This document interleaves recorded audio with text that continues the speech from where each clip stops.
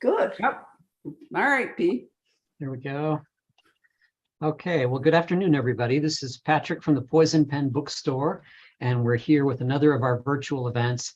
And it's always a treat to have our friend Ann Perry back with us, albeit virtually, although we have been devising schemes to get her back out here. So more on that later. Ann's going to be talking about her brand new Elena Standish novel, A Truth to Lie For, and she very kindly signed a bunch of them for us. And here we go. Yep. I can't see that.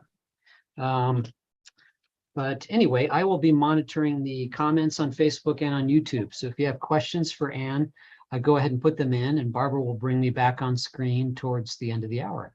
So Barbara, over to you. Thank you, Patrick. Patrick will also put a buy link in the comments Yes, field, I will because do we do have a few signed copies left, and it's so nice of Ann. We've kept this signed book routine going now for like 3 decades. Do you know our 33rd birthday is in October, Ann? And I think we've been together almost all of it. Very nice too. I hate to even say it. I should be 84 at the end of October. Well, I'm going to be 82, so there we are. But we were outshone by your gracious queen, so this must have been an interesting week for you. It was indeed, and quite moving. I think she makes a wonderful statement in her life about duty. Mm-hmm. You don't always do what you think you would like to do or what might be fun. You do what's right, and in the end, I think you reap a great reward for it. Well, I think I read 2 things that really struck me in all the coverage here, because as you know, Americans have been fascinated with the spectacle, which the British do incredibly well. A few years practice.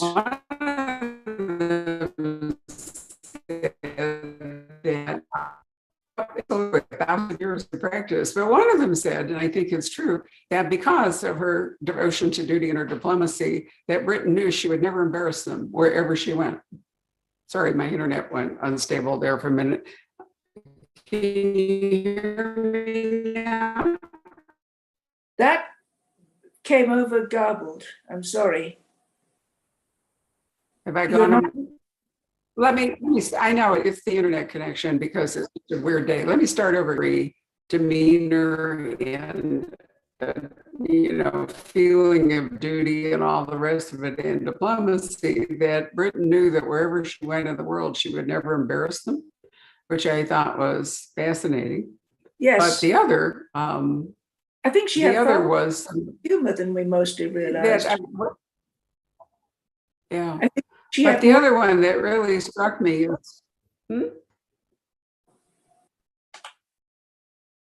is it me again? I thought that I was absolutely fine, but I can't be sure. Can you hear me? I know, yes. Okay. We can hear you okay, but you are freezing up a little bit.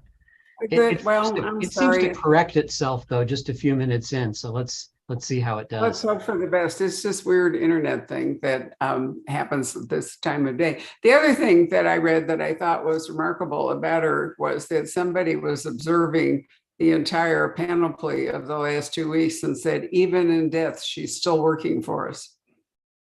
Oh, yes, I think she really was devoted and did everything according to her understanding that the duty required. And that's all any of us can do. And 70 years is a long stint. It's a very long stint. I thought that when Philip died, the heart probably largely went out of her. Yes. That may be. I mean, a 73-year marriage is truly remarkable. But I brought it up in part because this book with Elena Standish starts in 1934, which is just a couple of years before Elizabeth actually becomes the heir apparent, when her uncle abdicates at the end of 1936 and her father takes the throne. And it was all it was unexpected. She was not born to be queen. I don't think anybody saw that coming. No, absolutely not. And if you looked at the funeral coverage and you see that, Charles and then William and then little George, it's pretty clear how that's going to go. And George's sister, Charlotte, because they changed the succession order. So the girl, if she's set, in the middle, she can inherit. It isn't her younger brother that will ace her out. So Britain's done rather well under its queens. there have been 6. I was interested in that, and I was trying to decide, did they count Matilda? I was going back and thinking about that, because we had Matilda, we had Elizabeth, we had Mary. We had Matilda and Mary and Elizabeth and the other Mary and Queen Anne and Victoria. Yes. And now Elizabeth. So I guess they didn't count Matilda because her claim to the throne was pretty tenuous. A bit dubious, wasn't it? Yeah, it was. The war between Matilda and maybe Stephen? Yes. It was. The whole Ellis Peters brother Cadfael cycle is in fact about the war between Matilda and Stephen. But what we're going to talk about in your book, which is about Elena Standish, in the summer of 1934, Hitler is not yet at the summit of power, but the Nazis are pretty clearly going to take over. Very rapidly, but his insecurity, he knows that he's not certain. And the steps he takes to get rid of his most dangerous enemy, as he sees, are very drastic indeed. They are. But what interested you in germ warfare? Because basically, a lot of this book concerns scientists in Germany who are working on germ warfare. And Elena is sent to extract at least one of them before anything terrible can happen to the Allies. Well, I think it's one of the most frightening things. And I've dealt with the early atomic explorations in the book 1 or 2 before that. I wanted something that wasn't atomic, but had to be very, very dangerous, worth killing people for, to keep secret if necessary. And germ warfare, once you let it loose, you have no control over it. It's pretty terrifying. If you think of the Black Death in, was it 1348? Mm-hmm. Or 1438? No, it was 1348. Yes. It decimated the known world then. About 1 in 4 people died all over. And it changed the economic future of everything. It's a pretty dreadful thing, germ warfare. I mean, look how COVID upset us, and we have many, many defenses against it. And yet it spread across the world in no time. Well, absolutely true. But what I thought was particularly interesting is that there are 2 scientists in question here. One of them is working on developing this terrible, whatever it's going to be, biological weapon, but the other is working on the antidote to it. And you can't use it if you don't have an antidote, can you? Well, that's it. I mean, it's dangerous to let one loose if you have no antidote handy. So what is Elena's mission in this? Which one is she supposed to bring out? Well, she's not told a great deal about him. In my mind, it was the antidote, but she's supposed to bring him out and not have any connection with the other one. But as in most stories, it doesn't go according to plan. Doesn't. By the way, I'm drinking a cup of tea because this is Anne's publication day, but it's too early in the afternoon for me to be drinking champagne. Thank you. Nonetheless, a toast to you. And, your productivity remains absolutely remarkable, Anne. Well, I'm still really excited, especially about this series, because I've wanted to do it for so long. And you can pick up a newspaper and find ideas, because we human beings, we don't seem to get different ideas. We're still making the same mistakes over and over again because we don't seem to learn from experience. I don't know why, but we don't. You've frozen. So when Elena is, I thought there it goes again. Sorry?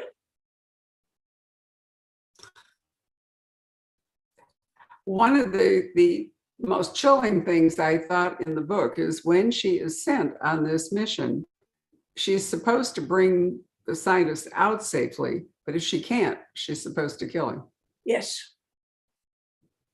But we're not playing for fun in this. This is too important and too terrible to let sentiment, to let them have him back again. Fortunately, that's didn't have to do that. I think that's a really hard thing to be directed to do, either save the man or kill him, is a tough requirement. But he knew that. I mean, we're really playing for real. Yeah. What I had such the greatest fun with, because it came as a surprise to me when I was partway through, was young Hans. So tell us about young Hans. And you're right, he is a fascinating character. Well, he was a young, idealistic man who was, his parents' ambition, they were very right-wing, was for him to belong to the Gestapo, which was an honorable police force in the beginning. Yes. And he starts out doing this to please his parents mostly, but it's also a good, safe career. And then he sees Hitler falling to bits in panic. And it shakes him to realize how far the truth is from what he's been told. And he has to rethink, particularly because he's just got married to an English girl, daughter of the British ambassador, and had a baby girl. And suddenly he feels, with this baby in his arms, total trust, as babies have, with no idea of anything else. And he thinks, how can I do this and look her in the face? And it changes who he is, and he pays a high price for it. But I think we'll see him again sometime. But it was following the emotions within him that wouldn't be denied by reason or otherwise. And he was able, when Hitler came unglued with terror that he had enemies he couldn't deal with, and this young man saw him become hysterical. Well, yeah, Hitler went after Ernest Röhm, or part of this was Hitler was afraid that Röhm and the brown shirt troops were going to be a threat to him rather than supportive, right? Well, yes, they were much bigger than the regular army. Many times the regular army. And they really were, there may be some decent men, they were pretty corrupted. Well, it's clear that there was some sort of mass corruption that occurred to the Nazis. Part of it is that people, I think, who get great power unexpectedly with no training for it, don't know what to do with it, which we've certainly seen here in our own country with, some of the ridiculous stuff that's happened. Well, it's human nature in certain circumstances. And it does seem to me, and to a lot of other people, that we never seem to learn from history because we don't teach history in its truth. We paint it up and powder it and put a dress on it, and it's lipstick on the pig. But we don't tell the truth. And I read a very interesting, very moving speech a long time ago, and I didn't see who gave it, but it was an English leader talking about how we don't learn and we don't rearm and we don't keep our navy, which, since we're an island, is just desperately important. And we were going to be overrun. And I thought, oh, I wonder if that was Churchill. No, it wasn't. And it wasn't Lloyd George before World War I either. It was William Pitt the Younger against Napoleon invading. We don't learn. The speech would have been absolutely appropriate for any of those three leaders. That is interesting. Yeah. I'm old enough now to remember World War II. We were bombed every night. We keep on with our electoral college when we all know that it is a completely outmoded and easily manipulated system. So, it's hard for people to change. We need to learn the truth in history, because we can't profit from it if we're told lies. If we're told A happened and then C happened, then we'll think if we do A again, C will happen again. Well, it wasn't, it was B.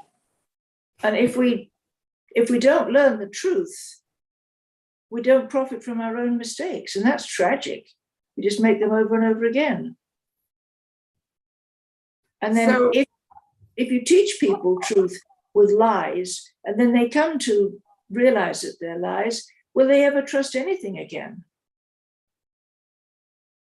Well, but part of Hans's difficulty is that his mentor follows. I mean, Yes. he is been a force for advancement and so forth in Hans's life, and at some point, Hans is going to have to reckon with that if he begins to feel that the Nazi Party is something he can't support. So that's part of that's going on. Part of it is this whole summer thing about Hitler and Ernest Röhm, which you can read about. But what is Elena? Why is she sent on this mission? Remind us of her qualifications. You know, she has a fairly difficult backstory that you've given her. Life took a bad turn for her. Yes, it did. But she has lived in Berlin. She knows it. She speaks the language colloquially, not like an English girl learning German. She knows the area. She knows the streets. And she's been recently, just as Hitler came to power, she has got contacts. So she can pass as ordinary looking young woman without any difficulty. And she does have contacts with the Jewish population, and they're getting people out. And of course, many of the most respectable professional Jews didn't think it would ever come to that. And that's a whole different thread. But she has the background and the connections, and she has a certain amount of nerve. And she looks, if she dresses carefully, fairly ordinary. Why would anybody take any notice of her? They'd expect a James Bond sort of man to come in and get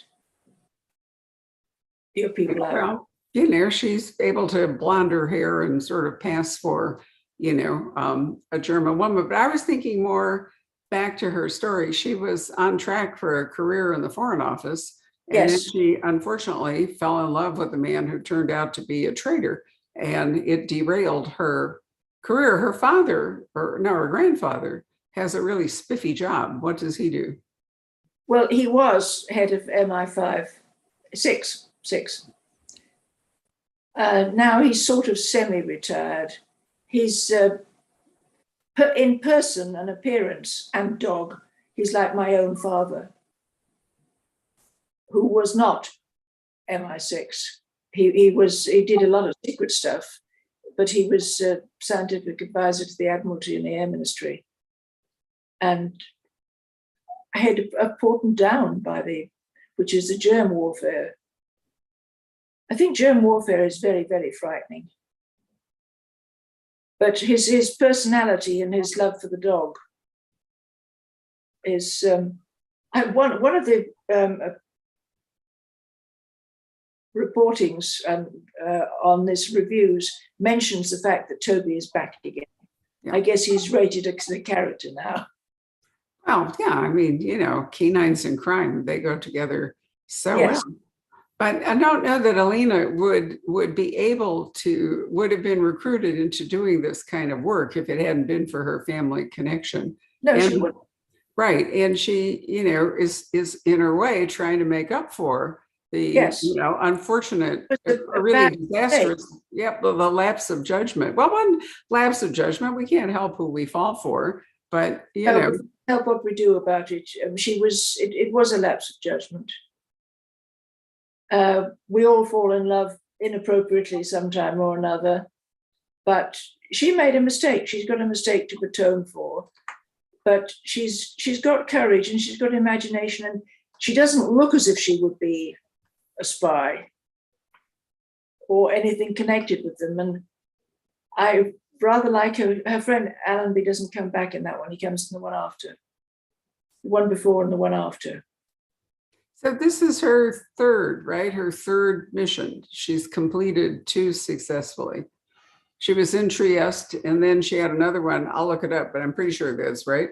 And then she was the third one. She was in Washington. This is after that. This is the fourth.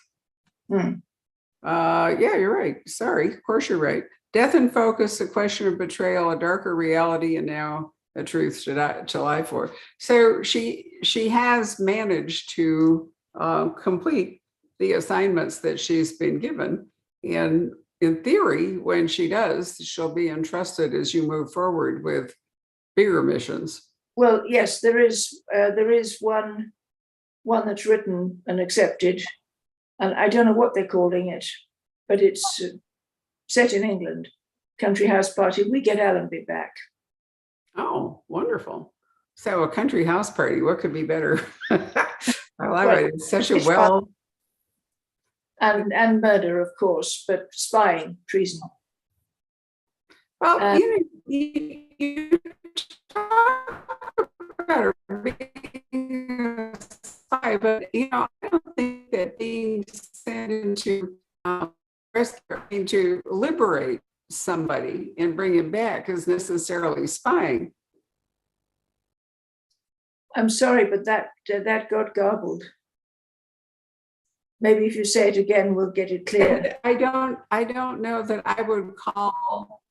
Sure, I'll be happy to. Sorry. I'm not sure that in this book I'm an escort. I mean, she's not there, to an ordinary spy thing. She's there to extract somebody. I'm not sure that's the same thing as being a spy. No, it isn't really. She goes to Berlin to extract somebody, but it's somebody very important and very dangerous. The next one, she goes to,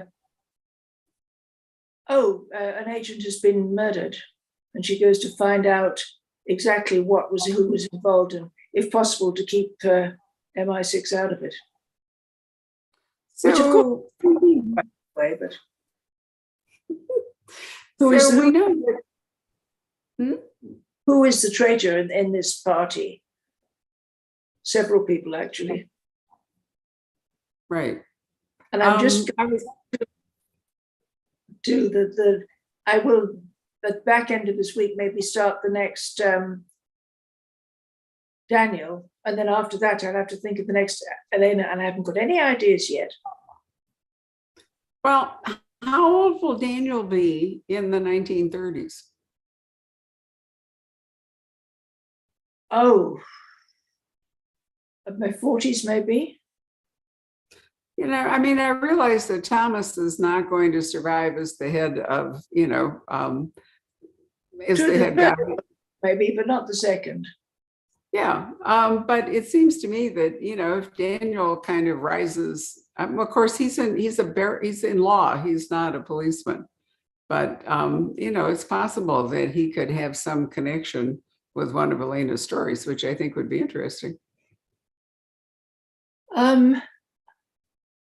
I'm sure that the next one he has a connection. Daniel has a connection with Pitt. Can't remember it because I've done a Christmas novella between that and this, but I'm pretty sure that Pitt comes in and Daniel meets him. I do think it's fascinating that with all the books you've written, that you're able to even keep track of what happens in each one of them. I'm not always right. But I remember writing those scenes, and I thought people might like to see that Pitt's still around. Well, yeah, I do. I mean, I was rooting for Aunt Vespasian to be 120. So, I was really sad that eventually she died. I don't think I could get away with that because I fiddled around with her age so many times. I know, but I think readers are kind of, complicit in thinking, well, we don't want to lose her. So, so we won't. But what's going on with Daniel? Because you probably have a Daniel Pitt coming out in April. Oh, yeah, I suppose I must have, mustn't I? Yeah, I'm thinking of the one after that, the one I'm supposed to be starting to write at the beginning of October, for which I barely have an idea. But I don't know. I could tell you the Christmas novella. Okay. That's Maria, Daniel's grandmother, yes. Charlotte's grandmother. Somebody invites her to a village for Christmas, and when she arrives there on the train and gets off and goes to the house, the woman's not there, and her husband is not expecting Maria, and Sadie, the woman, has disappeared. So we spend our time looking for Sadie, alive or dead, and discover a whole lot of secrets. And Maria meets a very nice gentleman I had a lot of fun with it because, she's been such well, all the way through. wonderful. But now she finds she sees a woman who has the same faults she had, and she realizes this is what I used to be, and I'm not going to be anymore. Well, I think the Christmas novellas are wonderful. So if it's all right with you, we'll send you a bunch to sign for Christmas. That's always fun for people. That'd be great. So what else do you want to say about A Truth to Lie For? There's not a lot we can talk about without a spoiler. No, to realize how really very, very serious it was and how people get swept up to one side or another without really meaning to. And it takes a lot of courage to recognize a bitter truth and go with it against what is wrong. So in a way, Hans is the hero of this. Yeah. Elena is to some extent, but it's never as easy as it looks, and it's very, very, very frightening. The Night of the Long Knives killed hundreds of people. It's much more volatile than you think. Yeah, I agree that Hans is really the hero of it. And you did a good job. I think many of us question the quote, good German. How did so many people sign up for the Nazi party, and why didn't they see what was happening? And I thought you depicted that very well in this book about it was, well, when Hans is there, he talks to several people who are going, why don't you just sign up? It's easier. It'll advance your career and all. I didn't think people could really see the insanity that was coming. Well, look at us now. I mean, we get told a mass of things. We pick out what we can believe or what we can't believe, what we want to believe, what we need to believe. And when people expect certain things of you, when you owe them something, such as he owed his parents, it takes a lot of strength to say, I'm sorry, I'm going the other way. Yeah. And I'm risking. I just think people saw the threat that Hitler and the Nazis would become. And it comes back to that whole thing about people unaccustomed to power and not actually knowing how to govern, suddenly acquire it. Elizabeth, let's go back to Elizabeth, who was trained. Once it was clear that she was going to succeed her father, she had all kinds of training to be queen. Yeah. But, Hitler was a house painter and He was a soldier.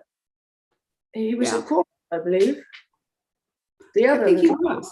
But, he'd been unsuccessful in his own life. And, he also he acquired a number of people who were so eager for power that they clustered around him without, they were parallel to where we are here is so dramatic. When a lot of people who never thought they'd have any kind of clout suddenly find a ticket to it, and they don't want to let it go. And they don't know how to use it or how to govern it so that it doesn't run away with them. They think they're riding the horse, but in the end, the horse is riding them. Well, that's it. That's exactly it. And I think that, you make that clear that a lot of people around Hans could only see that they were going to ride the horse, and they had no idea that the horse was going to run away, not just with them, but with the entire country and even the world for a while. Corruption doesn't usually happen all over yesterday and today. It's usually page by page by page. And by the time you get to the last page, you realize you're in quite a different place. Yeah, I think you've got debts and things you're afraid of, people you owe, genuinely owe. And it's much more complicated, but when you're standing back a bit, we see it clearly. Or some of us see clearly that the pattern is there. But when you're actually in it, it's quite difficult to keep your head because you make decisions one at a time. You don't see what the three ahead is going to be. Well, you don't. I mean, we can look at Putin and the Ukraine war and see, that there are unanticipated events and consequences. Yes. And every day, really. The barbarism isn't far below the surface, is it? No, but I think that's generally been true of Russian troops. Patrick, why don't you come and join us, because this internet connection that I've got is driving me and Ann crazy. So hopefully yours will be better. I don't know. Do I look okay? Am I frozen or? No, you're alive and speaking. I'm alive and speaking. No, you seem to be all right. Yeah.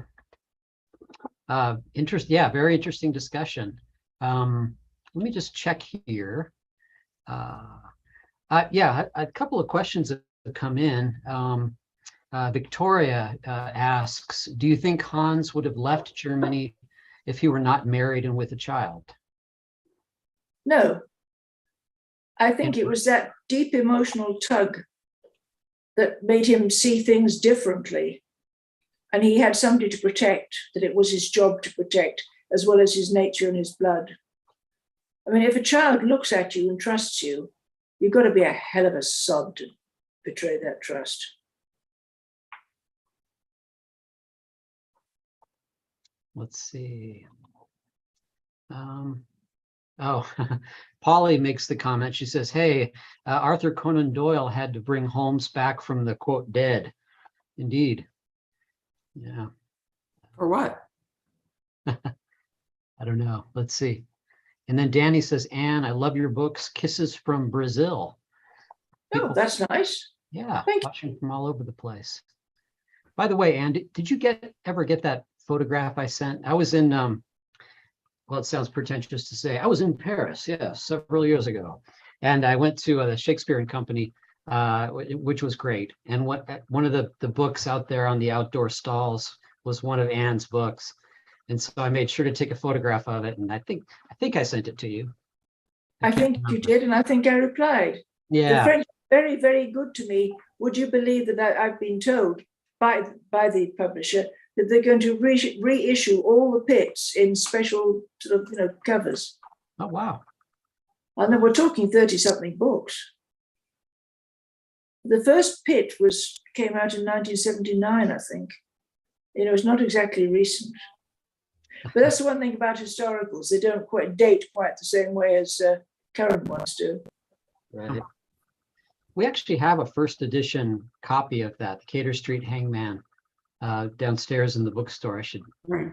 I have one of my own too. Do you? I do. I have only one. That's I it. wish I kept a few more. And my one was the one I gave to my mother. I said, when you finish with it, give it me back, because it's the only one I've got. Wow. But it's nice to think that, you mentioned the French, they've always been particularly good to me.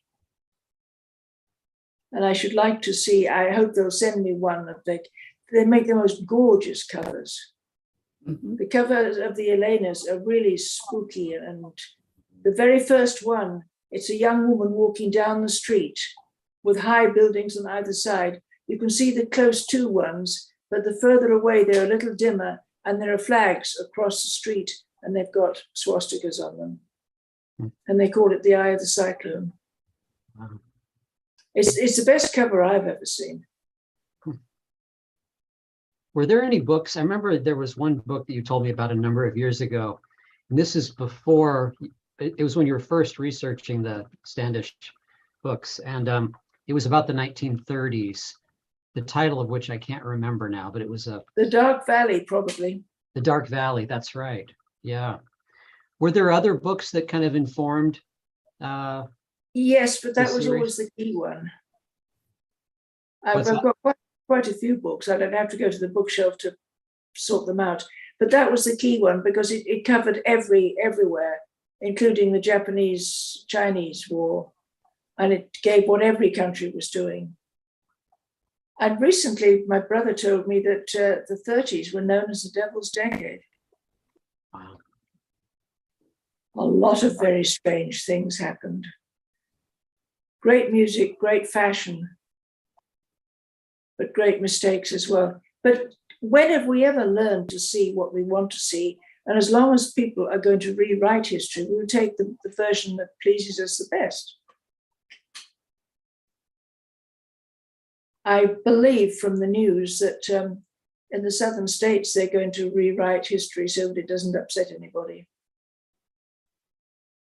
And I think the people who are going to be most upset are those children when they grow up and realize that a lot of what they were taught was lies. Mm. Then how do you believe anybody?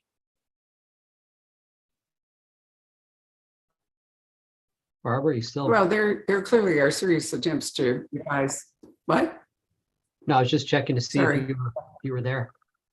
I'm here. I was just going to say, I think there are some serious attempts to revise history the way people would like it afoot at the moment. We're in the middle of Banned Book Week, which we prefer to call Freedom to Read Week. But when you look at the number of books, the titles of the books and so forth that have been banned over one time or another, you recognize, that in fact, banning books is almost a key to making more people read them. Yes. I don't know why people don't understand that.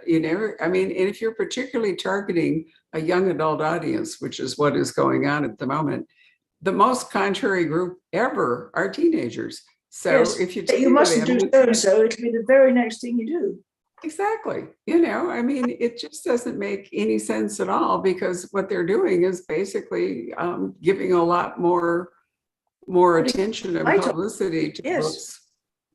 Well, it's a badge of honor in some ways. Yes, I was asked to write something about banned books, and I had no idea what had been banned. And naturally, my favorite book as a child was Alice in Wonderland.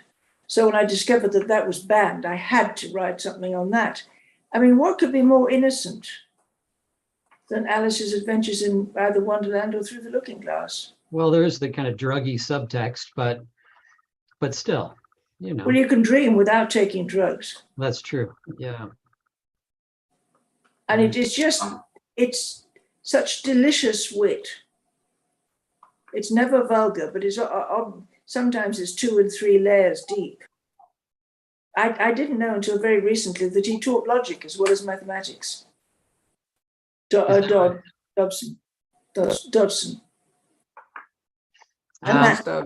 Yep. Otherwise known as Lewis Carroll, right?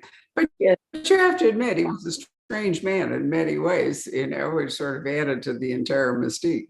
Yes, he was different, but then many people who are creative are different. Absolutely. I dare say that even people think I'm odd. But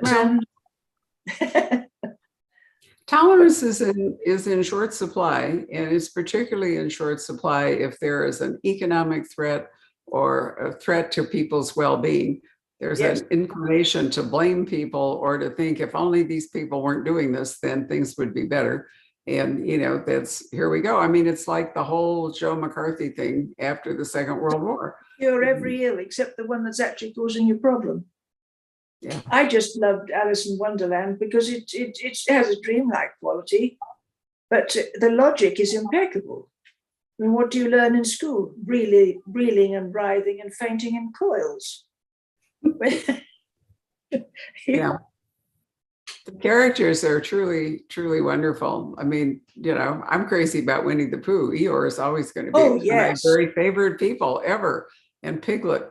But Eeyore in particular is just so wonderful. Yes, I like Wind in the Willows. I always like that kind of British whimsy. Yeah. Kenneth Grahame. And my mother made me a kangaroo and a little roo to put in the pocket. Oh, kangaroo to put in the pocket, and I had a Piglet and an Eeyore. I mean, no child's life is complete without them. But there's a great deal. I'm with Patrick. I don't like children at all. Pardon? What did you say? There for a second. Yes. Are you back, Barbara? I didn't say anything. Oh, you're back. There was this but I didn't actually say anything. Okay, there was a massive delay, I think, Anne. Yes, don't you love the map? And it includes the wood where the woozle wasn't. Yes. Yeah. But it's logical. There's a question coming in. Let's see, Patricia, and she says, "I love all of the series. Will you write more Monk, or are you doing?" Yeah, that's basically the question. Will you do any more Monk? I hadn't planned to. I sort of finished on a high note, and I thought I'd quit whilst I was ahead. I want to keep on going with Elena, and I think they want me to keep going with Daniel. And the Christmas ones are such fun, and I could bring Monk back into a Christmas novella, but I think I took him as far. He'd found himself in a sense, and that's where I'd leave him. Right. And you also did 5 World War I set novels. Yes, right. I care about those intensely. And do you have any interest in doing? I don't think you've ever written at least a novel-length piece that is contemporary set. No, right? Do you have any interest in that? Not really. Yeah. And nothing grabs me so far. I'm really sort of stuck in the 30s because we're doing it again, except that our fashion isn't as lovely as theirs. There's the beginning of Fred Astaire and Ginger Rogers, and that sort of thing.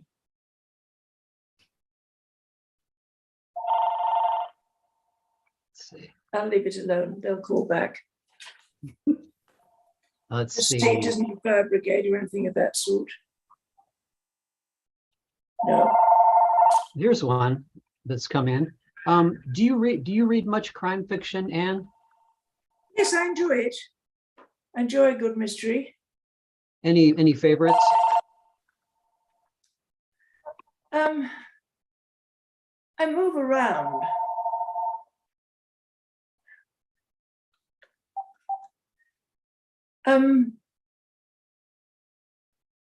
I like the ones that sort of, I suppose everybody does, Jeffrey Deaver and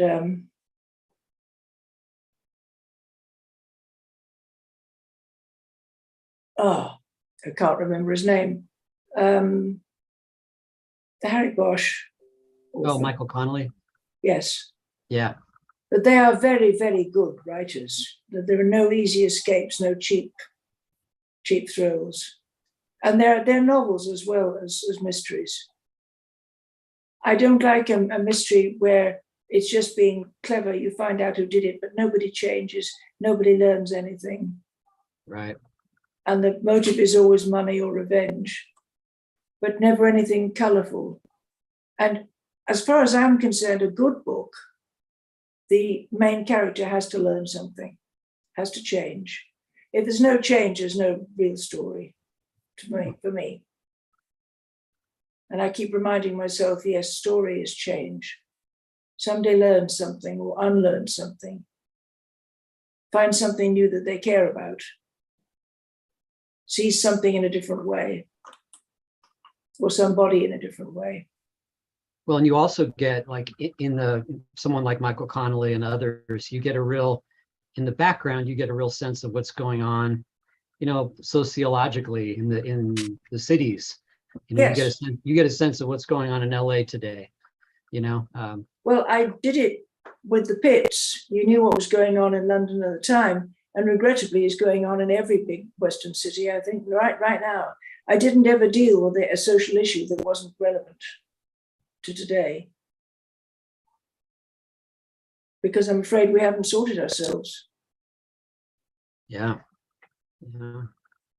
I dealt with, and I'm not going to say a lot about it, but abortion at one time. And it's still a major issue. You don't ever prevent it. All you do is drive it underground and make it more dangerous. Right. It's, one could argue that all night. But issues like that, which are to do with human life and judgments, we have solved perhaps a very, very few, but we still have unfair usury, from the little woman in the corner who lent you a £5 and expect 10 back, right through to international exploitation of single market crops and that sort of thing. There's everything to play for still. Mm-hmm. One time you were having a general election here and we were having one in Britain, and you see the people going around saying what they're going to do, and their loyal wives are going around saying, oh, yes, I agree. And I thought, what would happen if she came back and said, no, I don't agree. I agree with what you said yesterday. You've changed around and I don't agree with your change.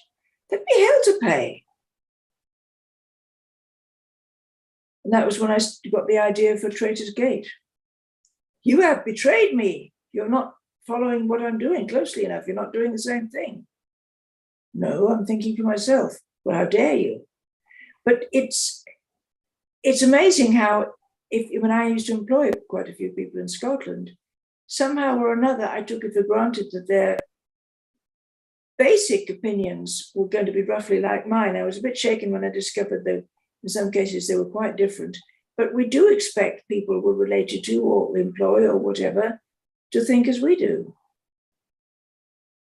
And that's not right. I mean, their opinions may be crazy or dangerous or whatever, but they're entitled to them. Just because you're married to somebody or somebody's child doesn't mean you've got to think the way they do. And that's one we're probably always going to have, unless we completely stop thought. Well, it comes into play if you're managing a staff. You can't just assume that everybody agrees with you, for sure. Yeah. Right. Well, human nature is endlessly interesting. And when we think we know somebody and find that we don't, that's interesting then to see what we do about it. Ban them. This is sort of what we're doing at the moment. Anything else? I said banning them is one of the things we are doing at the moment. Well, that'll double their readership, I should think, almost immediately. But if you really want to, you can probably find something wrong with anything. If you see it, I mean, if you see Alice in Wonderland as a trip on some dope or another, rather than an imagination and a dream, you could probably make something rotten out of anything. I think that's true. I mean, we see a lot of that on social media. We see, comments from people showing how completely differently they're perceiving things or believing things. It's amazing. And that is interesting, isn't it? Mm-hmm. And it does you good to realize that the same thing seen by somebody else might look completely different. Mm-hmm. I suppose it depends which way you're facing and where you've come from. Yeah. Well, we had a discussion last night with a novelist who decided to rewrite the end of his last book from the point of view of another character and make it completely different as a way to start the new book. Partly because he had written himself to a place where it was difficult to know where to.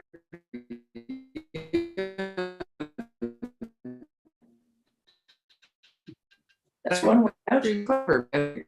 Talk about that. We lost you there for a minute, Barbara. Yeah. Sorry. Maybe I should just retire from this because this thing keeps freezing up. Why don't I let you and Ann finish up, because I don't think this is much fun for anybody to have this constant freezing. Ann.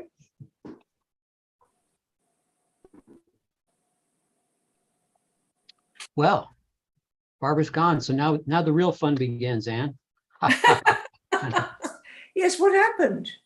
No, I think it's funny, she's been having some real problems with her internet at home. I'm not exactly sure what's going on, but I sympathize.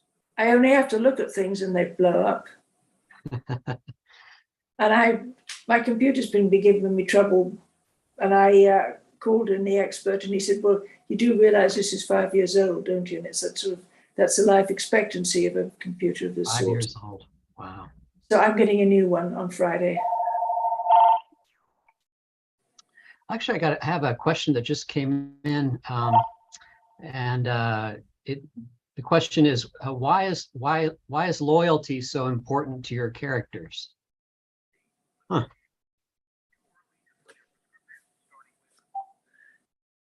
I hadn't realized that it was. That's interesting. Huh. Loyalty. I think loyalty can only be expected if either literally or tacitly have given your word to do such a thing. But if you know that somebody trusts you, aren't you instinctively wired so that you don't betray them? One would hope so. Yes, I think it's one of the basic human natures, parts of human nature, that if you are trusted, you become worthy of that trust. Right. and you feel very badly if you know somebody trusts you and you use it. But there are people who don't understand the concept of loyalty. There are three people, I, me, and myself. Well, I mean, there are people who, I suppose you'd call them sociopaths or whatever other term, who learn how to mimic Yes. regular human behavior. And we all know, we all probably know a few of them. But things there's like, some in public life we can all see. yeah, and things like loyalty and empathy and compassion are almost foreign concepts. And they don't. I don't know whether they're damaged after they're born or whether they're born missing something. It's so hard to say. Yeah. But it must be a terrible thing to be brought up with parents who teach you loyalty, compassion, honor, these things, and discover you're involved in some way or another with somebody to whom those words just don't mean anything. Right. Well, another person who's watching has chimed in, and she says, loyalty seems to be at the heart of your novels. Those who are disloyal never end well. Oh, very observant. Interesting comment. I hadn't realized that, but I guess, yes. Yeah. If she's read a good many of them and that comes through, it must be there in my mind. If you've given me a word, you're bound. Have you used the word loyalty or loyal in any of your titles? I don't think so. Seems like it would be a good Anne Perry title word in some kind. I must see if it comes up naturally. I don't always give the titles myself. Very many of them they're given by the publishers. And I don't like to put a title on that I really care about and then have them change it. Yeah. Has that happened The before? World War I ones they didn't change, but all others they did. Really? And I get not much choice in covers. The First World War one was the beginning of the war, which was in July and August of the hottest summer of the century. So they put a freezing snow picture on the front in pale blue and white. I said, you can't do that.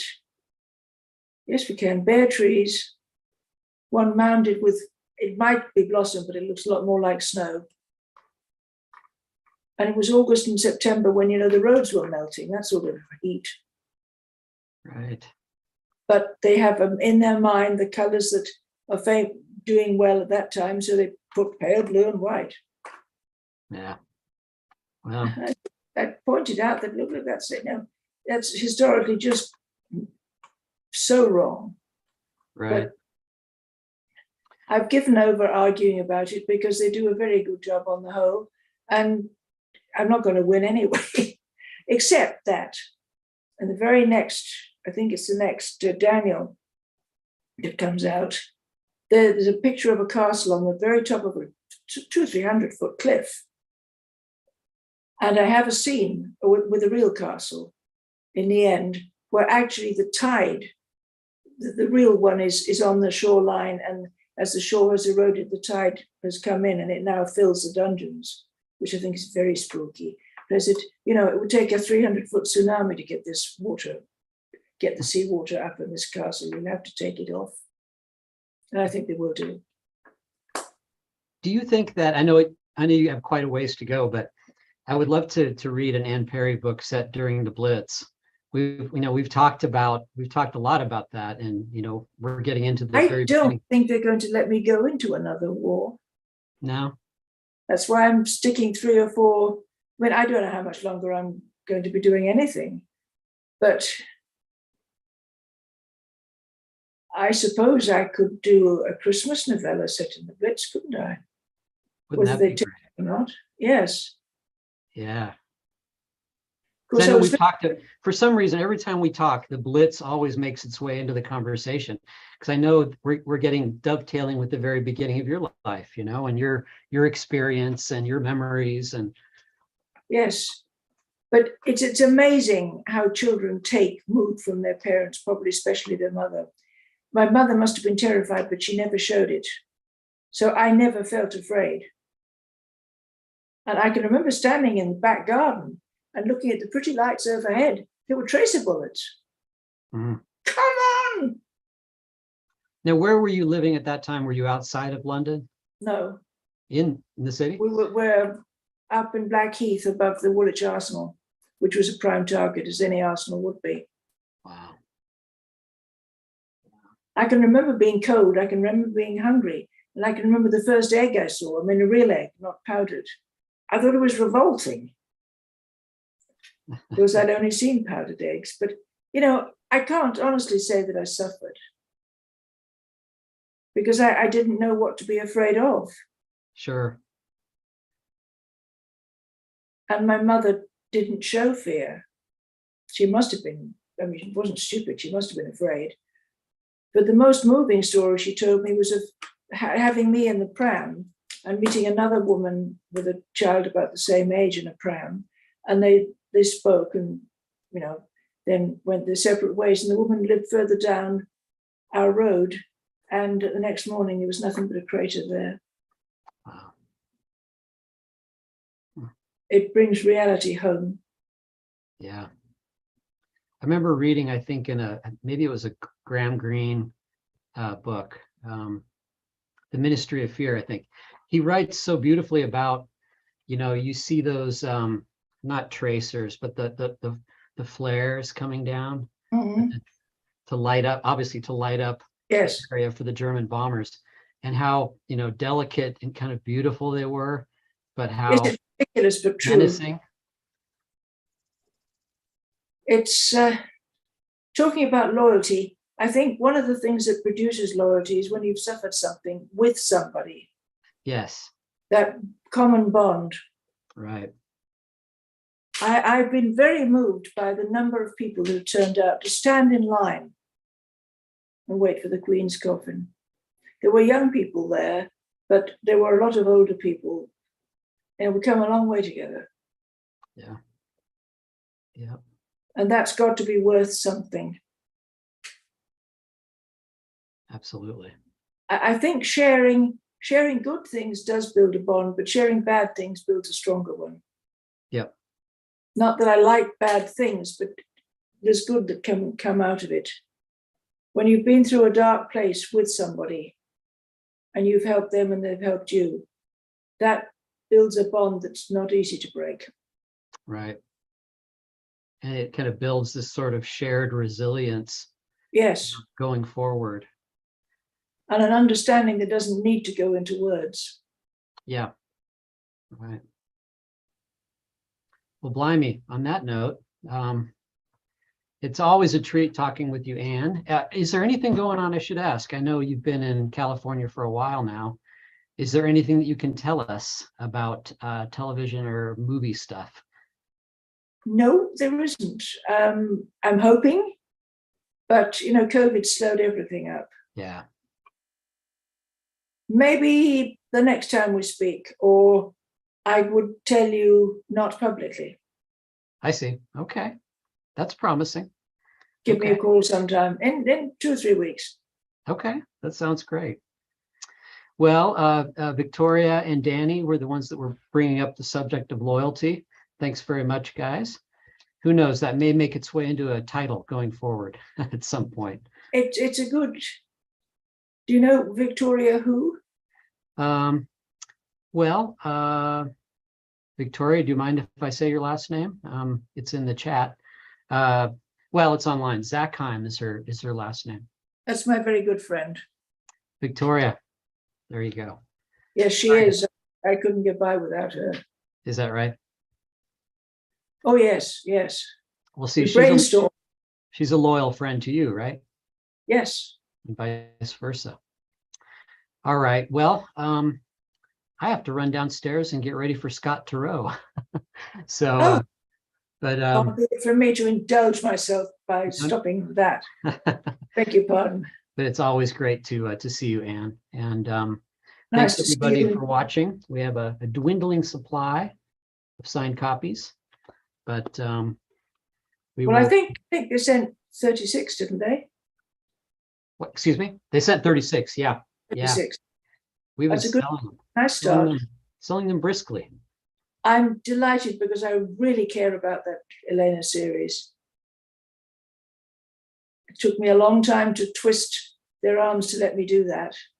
That's But they great. stay twisted. That's great. Yeah. Anyway, nice to talk with you too. You too, Anne, and we will see you soon. Okay, especially Bye-bye. if you come for me with a car. That's Okay. lovely. No That would be airport. fun. It would. All right. Okay.